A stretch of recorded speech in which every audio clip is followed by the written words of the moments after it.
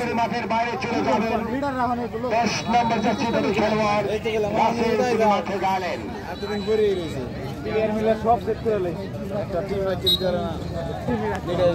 চমৎকার ম্যাচ,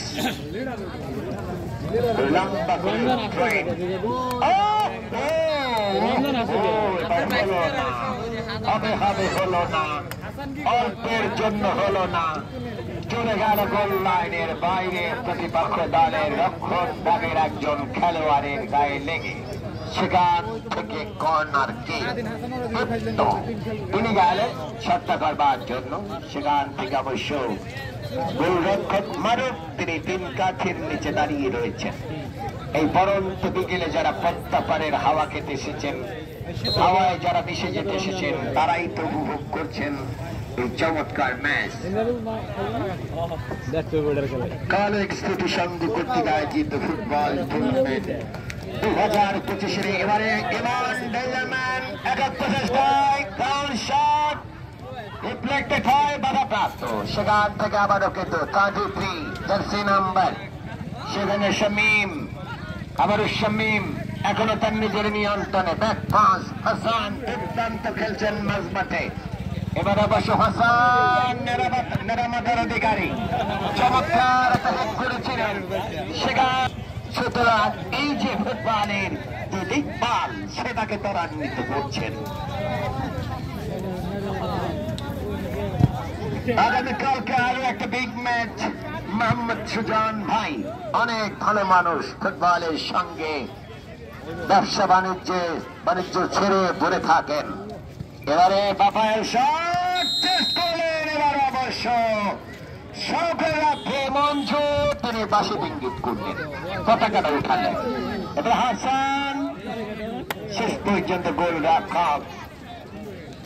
আগামীকালকে আরো একটা বিগ ম্যাচ, সেই ম্যাচটি দেখার জন্য আপনাদের প্রত্যেককেই স্বাগত।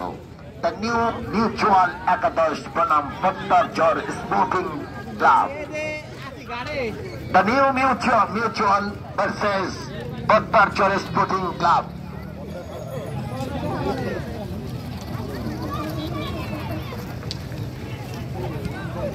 নদীর এবার ভাঙে ওপার করে তো নদীর খেলা। সকালবেলা ধনীরে তুই ফকির সন্ধ্যাবেলা। এবার অবশ্য একটা ফ্রিকি খাবে, ইয়েলো কার্ডটা আসবে কিনা? ইয়েস, রেফারি তো পকেটে হাত দিয়েছেন, ইয়েলো কার্ডটা বের করে ফেলেছেন। দেখা যাক সেখান থেকে ইয়েলো কার্ডটা আসে কিনা, দেখা যাক। ইয়েস, শেষ পর্যন্ত ইয়েলো কার্ডটা আসলো। অসাধারণ ম্যাচ। তিয়াগো শুভ তিনি কিন্তু মাঠের বাইরে নেমে গেছেন কিছুক্ষণ আগেই। 3 জার্সি নাম্বার দুর্দান্ত ফুটবল খেলেছিলেন।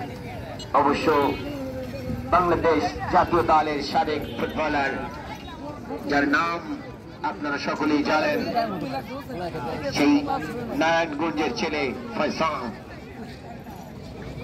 অবশ্য 3 নম্বর জার্সির অনেক গুণাগুণ রয়েছে। এমএলই তিনি 3 নম্বর জার্সি নিয়ে খেলতেন। এবার অবশ্য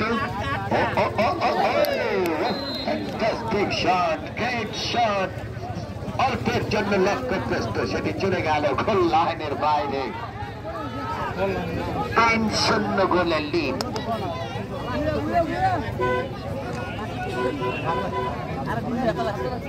চমৎকার একটা ম্যাচ। পরন্ত বিকেল হলে দর্শকের সংখ্যা বাড়ে, কেননা অনেকেই ঘুরতে আসেন, পদ্মা পাড়ের হাওয়া খেতে আসেন।